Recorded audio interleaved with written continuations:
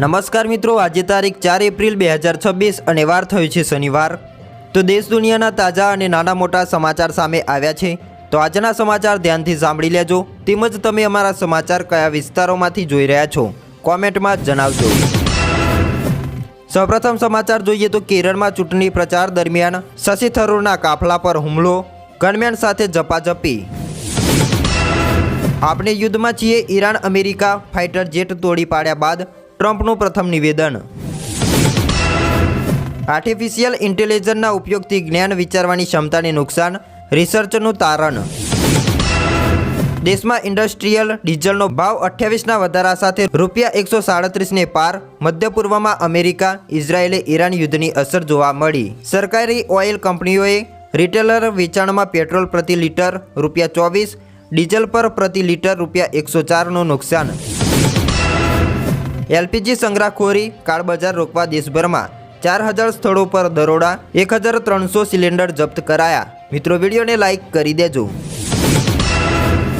મક્સની space x $75 અબજ આઈપીઓની તૈયારીઓ શરૂ કરી। કંપનીનું વેલ્યુએશન $2 ટ્રિલિયન। આ સાથે સાઉદી અરામકોના 2019માં બતાવેલા $29.4 અજબ આઈપીઓનો વર્લ્ડ રેકોર્ડ તોડશે। જૂન 2026 સુધીમાં રોકેટ અને એઆઈ પાવર હાઉસ કંપનીના શેર માર્કેટમાં ટ્રેન્ડિંગ માટે આવશે।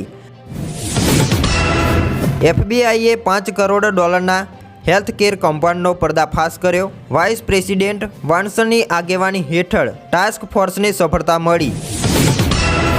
2 વેસ્ટર્ન ડિસ્ટર્બન્સ પૂર્વોત્તર ભારતના વાતાવરણને અસર કરશે। મિત્રો, ચેનલને સબસ્ક્રાઇબ કરી દેજો।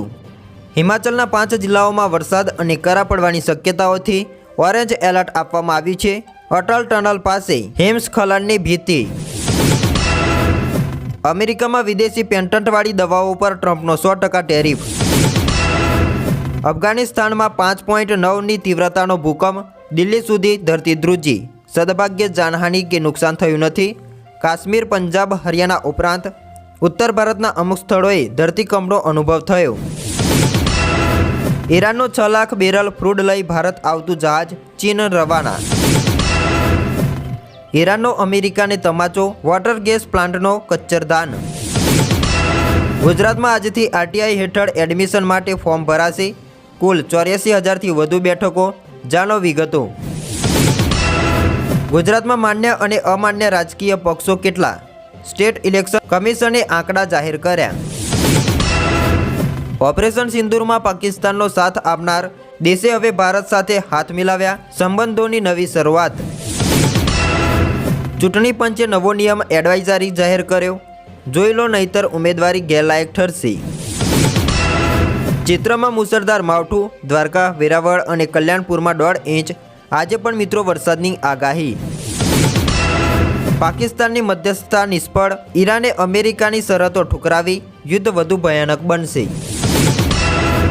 વડોદરા નજીક જાંબુવા હાઈવે પર કેમિકલ ભરેલા ટેન્કરમાં આગ, અમદાવાદ સુરત હાઈવે પર ટ્રાફિક જામ જોવા મળ્યો। અમેરિકાએ સ્વીકાર્યું, હોર્મેઝ સ્ટ્રેટ ખોલાવવું તે એના હાથમાં નથી, ઇન્ટેલિજન્ટ રિપોર્ટે પોલ ખોલી।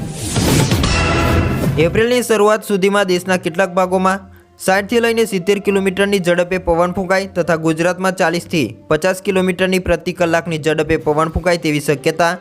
જ્યારે મે મહિનાના મધ્ય ભાગમાં એટલે કે 11થી લઈને 20 તારીખ દરમિયાન આંધી વંટોળનું પ્રમાણ વધવાની સંભાવનાઓ છે।